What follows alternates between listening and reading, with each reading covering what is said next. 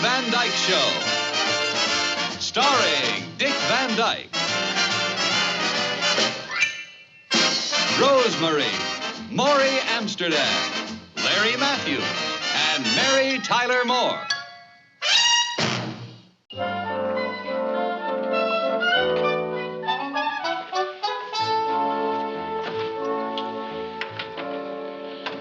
I feel awkward. I don't see the guy for years, and all of a sudden I show up at the reading of the will. Rob, you were invited to be here. Oh? And who is this young man? Oh, I'm Rob Petrie. This is my wife, Laura. How do you do? Hezekiah was my great-uncle. Oh? When did you see him last? Oh, just as a matter of fact, I haven't seen him since I was 12 years old. I had dinner with him the night before he passed on. Oh, that's wonderful. Well, I mean, that's... All these years they had no time for him, and now they crawl out of the woodwork. An hour ago I was a writer, now I'm a termite. How do you do? I'm Alfred Rhinebeck, Hezekiah's half-brother. Oh. Who's that? I'm his wife. Oh, you're not blood, then. No, I'm a niece-in-law. Well, great niece-in-law. Thank you. This is our cousin, Luthuella Detweiler. She's blood. Oh, you can tell. Oh, I loved that man. And how he loved me. You couldn't stand him, and you know it.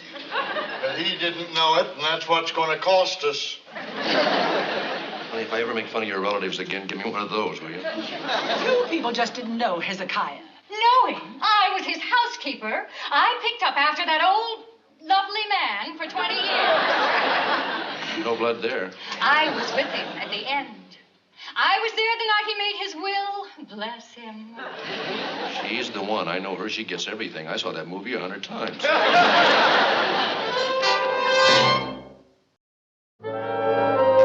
I'm sorry to have kept you waiting, ladies and gentlemen. Will you all sit down, please?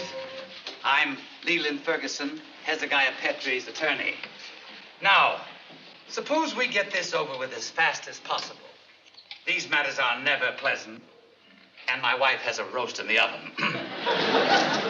Now, it's been rumored Hezekiah Petrie was a selfish, mean, nasty, eccentric old man. Nobody's perfect. Your great-uncle, mean though he may have been, left an estate reputed to total over $1 million. Could have been $10 million if he'd have died a year earlier. I told him not to invest in 3D movies. One of us is going to get stuck with 10 million pair of cardboard eyeglasses. He left an estate of considerably less value, due to causes which I am not at liberty to divulge. Booze, of course. Firstly, to his cousin Luthuella Detweiler. Yeah. He bequeathed property valued at $65,000. 65 measly $1,000. Measly? Well, yes, when you're entitled to $500,000. I knew he hated me, but I never knew how much. Now you know. And to his half-brother Alfred. Here it comes. 30,000 shares of Calvata Carbon, 45,000 shares of Acre Mining, and 79,000 pairs of 3D eyeglasses. She would have loved those glasses. You may get some. Mr. Ike Ballinger. Who's Ike Ballinger? I'm Ike Ballinger. Oh, hi, Ike. Hi. To Mr. Ike Ballinger, who on Thanksgiving Day, 1959, lifted me on his shoulder so I could watch the Macy Day Parade. To this kind, wonderful stranger who gave me a piggyback, I leave $2,000. For a piggyback? You see, it pays to be nice. I lifted 3 old men and 10 kids that day. Boy, was I smashed. To his housekeeper, Rebecca. Sit up, Ezra. This is it. He left the income from his beachfront property in Miami Beach. We're rich. I'm rich. Real estate, stock, cash. They probably used up all the good stuff. Which brings us to Mr. Rob Petrie. Present. And before Mr. Petrie sees his inheritance, I'll have to ask the rest of you to leave. Why should we leave? He knows what we got. Because it's a condition of the will. Now, come on, clear the room. I've got to turn out the lights. We're going to have a seance? No, a movie. He probably left us that old 3D movie. sure hope not. What's his name's got all the glasses. Miss Ferguson, what kind of a movie is this? Who's in it? What's it about? It's about your uncle, Hezekiah. They made a movie about him? He made a movie about him before he passed away. Well, I hope so.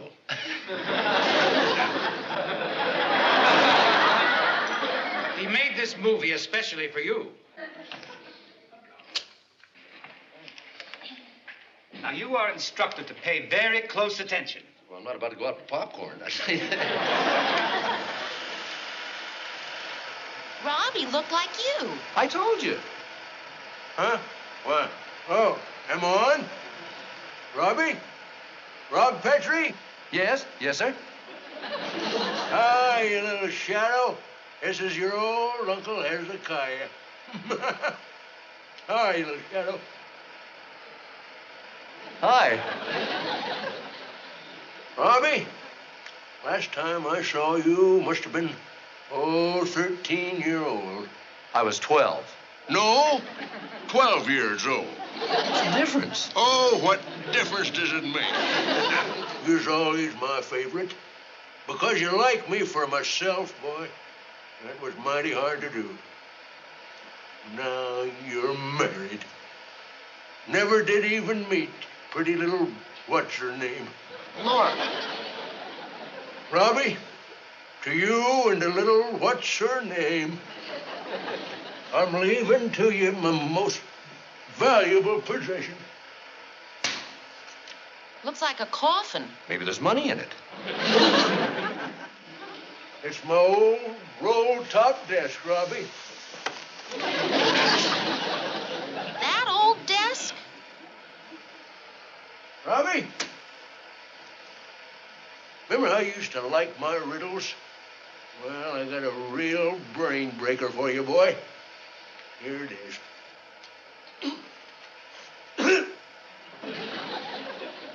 And what you inherit are riches beyond compare. So get in there and ferret here, there, and everywhere. Well, I guess that's it, huh? But that's not all. Robbie, little shadow, remember when I used to call you that, boy? As you go through life, Robbie, I thought maybe you might enjoy this little memento of your old Uncle Hez. If you can't use it on your television show, maybe you can use it as a clue to the wealth in this old desk here. I'll fix that before I go. All right, Al. Hit it! Just me and my shadow strolling down the avenue.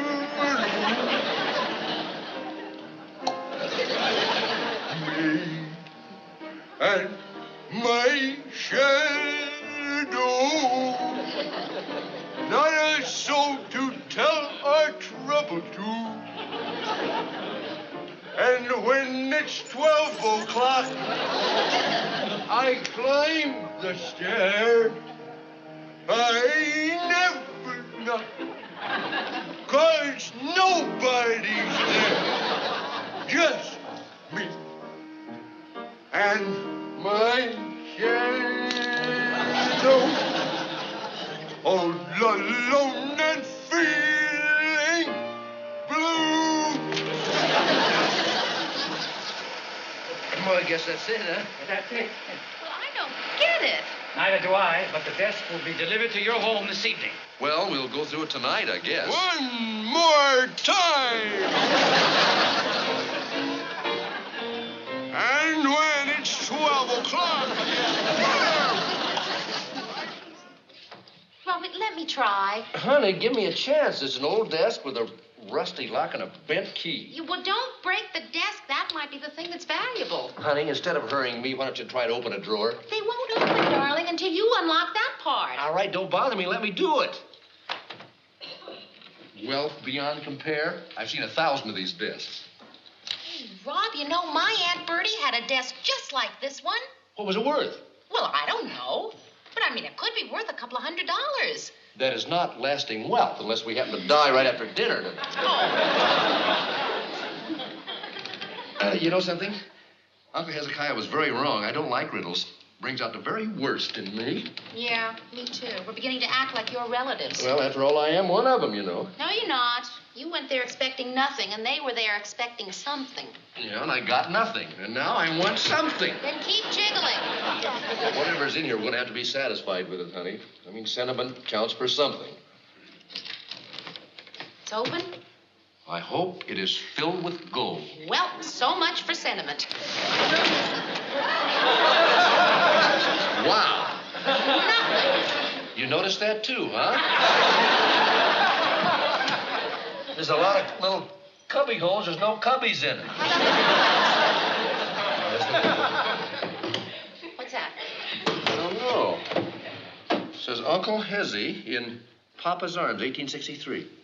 Can you imagine that? This is Uncle Hezzy over 100 years ago. Cute, very cute. Yeah, well, Uncle Hezzy, I'll put you right up here where you can watch your favorite nephew try and solve your little riddle. What you got?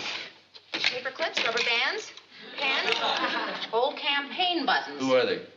Charles Evans Hughes, William Jennings Bryan, Thomas E. Dewey. Look at another drawer. This one's a loser. Rob! Jules? Gold dust? Marbles. Marbles? Honey, those aren't just marbles. What do you mean? Well, they're all puries. Look at that. Are they worth something?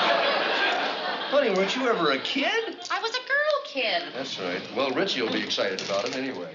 Hey, Rob, these look like black pearls, but they have a funny smell. What's on the label? Dr. Herbert's kidney, pills, and spleen condition. Antique pills. Worth anything? Well, not unless you got an antique spleen, I guess. Who knows what's valuable? I mean, we don't even know what we're looking for. But I found it. What? Rob, it's a $10,000 war bond. $10,000 war bond from the Civil War. Which side? Oh, it ought to be worth something.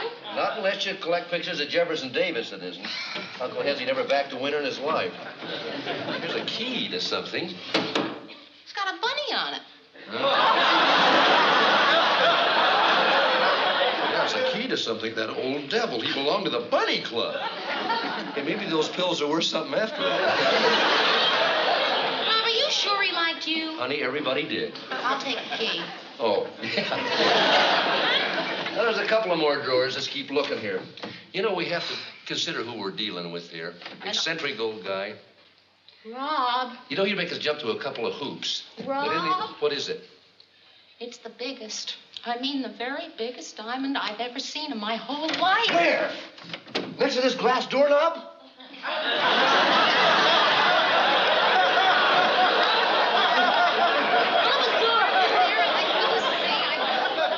Keep looking, honey. Well, we've looked through every single drawer. Well, let's go through everything again. It's got to be in here somewhere. I mean, he went to all the trouble to make that film and dye it and everything. Hey, maybe it's a practical joke. Honey, anybody who would die for a practical joke deserves to get his laugh. Now let's rip it apart.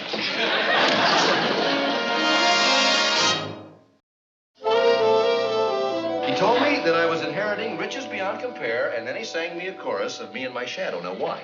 Well, maybe he left you Ted Lewis. Hey, why don't we go over the lyrics once again and listen to them very carefully this time, all of us? Okay.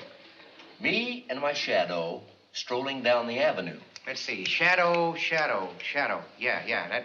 What does that mean, shadow? Lamont Cranston. We don't know, but the shadow knows. Forget her, Rob. Go on. Where was I? Me and my shadow, not a soul to tell my troubles to. That means he was lonesome, right? Go on. And when it's 12 o'clock, Yeah. I climb the stair. Wait a minute. Stairs. I never knock, 'cause nobody's there. Yeah. Hear me shouting, all alone and feeling blue. Yes, sir. That just happens to be it. All alone and blue. It is? Yeah. When you're all alone and feeling blue at 12 o'clock, call Fred Astaire and borrow money. This is important to us. Think of something better. You know something? I think this whole thing is just a rotten joke on me. But, Rob, he was so fond of you. Yeah, he was, and I think he's getting even with me because I didn't visit him. Go visit him. Buddy, will you please stop with the jokes? Rob, there's no sense of getting mad at Buddy. I'm not mad at Buddy. I'm just mad at this dumb desk. Hey. Hey. Oh, Something. look what the dumb desk did. Drawer, of course it'd be a secret drawer. What is it? What? Honey, this is it. What? We're rich. Rob, what are you talking We've about? got 3 wishes. Oh, Aladdin's lamp. I wish you'd stop acting so silly. Oh, I wish you'd open it. Come on. I wish you'd all be quiet. That's 3 wishes. We just blew it. Hello. Hey, money.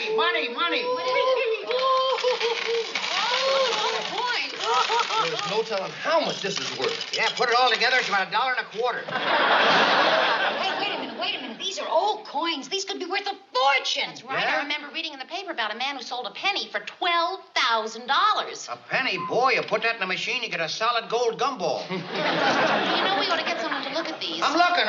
No, an expert. We don't know anything about old coins. We also don't know an expert. I'll look in the phone book. What do I look under? Try your X for expert. Honey, down at the village hobby shop, I think there's a numismatist. This is no time to tell fortunes. Buddy, a numismatist is a coin expert. Oh, well, these are old coins. Get an old mismatist. Honey, ask him if he'll make a house call, will you? Aha! What do you got? 1799. Hey, here's another penny. Make it an even $18. $40 for 1 nickel.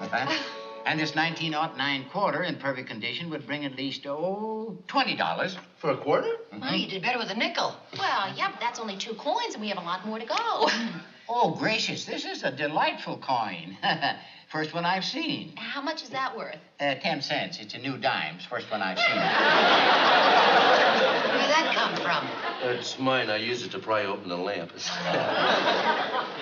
Mr. Harlow, is there anything excellent or unusual here, like Washington with a crew cut or a rare Polish $50? How about Washington with a Polish haircut? Oh, here's one. Oh, you're kidding. Washington with a Polish... A 1913 Indian head nickel minted in San Francisco. Oh, we have a number of these here. Was that good? Well, yes, it could be. Where you going? To get my catalog. Oh. Now, of course, we all know about the nickel. Yes, it's a buffalo on one side and an Indian head on the other. I got one here, just the opposite. You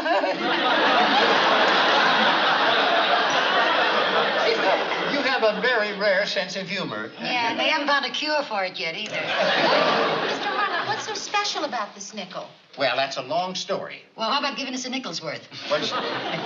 You see, these coins were made in 2 varieties. One with a buffalo standing on a mound, and the other, a buffalo standing on the plain. Oh. Mr. Harlow, how much is that coin worth? Well, according to the catalog here, if you had a set of these like this, a matching set would be worth $20,000. Holy cow. There's got to be it. There's got to be a matching coin in there. That's the treasure. Okay, look, Come on, why don't we find each it. take a pile and we'll go through Wait a it minute, all. come here. You got all of them. Laura. Come here. Right? Is that a good idea, Mr. Harlow? Yes, they seldom jump up and say, "Here I am." Hey, here's one. The buffalo's on the mound. There's one with the buffalo on the mound. Hey. Oh, buffalo on a mound. On the mound. Stupid mound. Yeah, mound. Yeah, don't be mound. Hey, I got one. Is the buffalo on a plane? No, the plane left. He's on a bus. Oh, come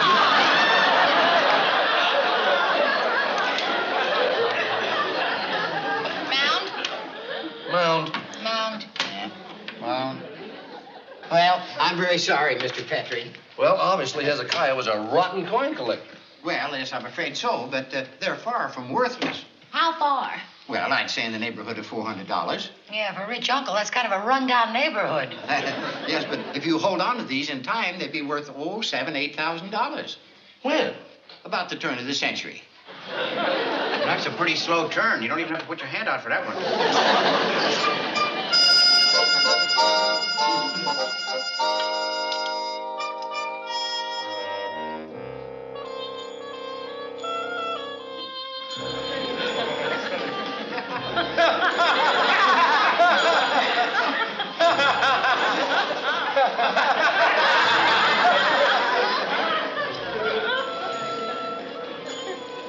Yes.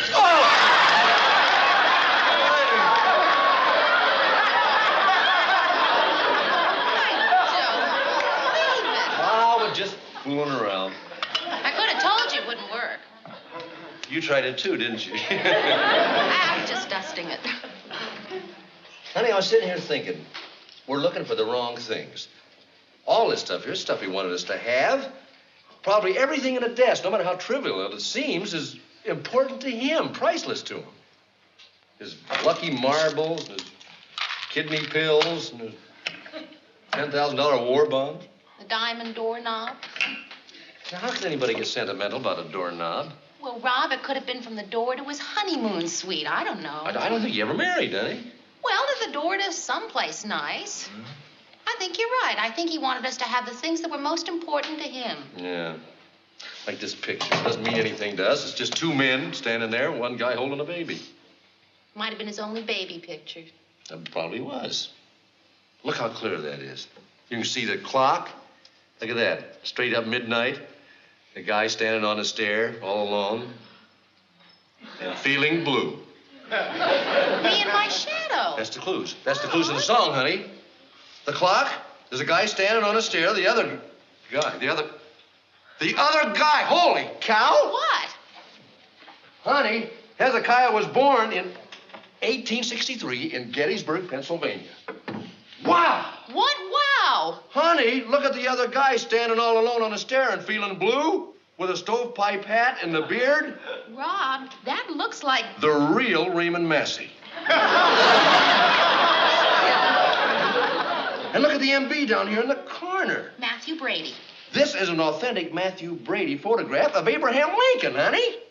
This is what he wanted us to find. This is it. This is it! Well, what are we going to do with it? Why? You either keep them or you sell them. Well, you can do that with a pie. Well, yeah, this isn't exactly a pie, is it? No. You're not thinking of selling it, are you? Huh? I'm not? Well, well, of course not. Why not? Well, I don't know, Johnny. I think if he wanted it sold, he would have done that himself, or he would have willed it to one of his greedier relatives. Yeah, you're right. Why'd you have to think of that, anyway? I only thought of it a couple seconds before you would have. Yeah, but it makes you nicer than me, anyhow. How much you think it would be worth? I don't even want to think about it. Just give me a second here to separate my greed from my conscience. Well, we're not going to keep it. Greed won? No, conscience, honey. We can't keep that. That's a piece of Americana. You know it belongs in a museum somewhere. In a museum. You're absolutely right, where everyone can see it. Yeah, and where they can see that little gold plaque? Underneath it says, on loan, from the collection of Mr. and Mrs. Robert Petrie, huh? Oh, Rob, you know it could cost us a fortune. Huh? Yeah, when they see that, they're going to want to see the rest of our collection. And what are we going to show them? What are we going to show them? We're going to say, step right up and see the spleen pills, folks. So you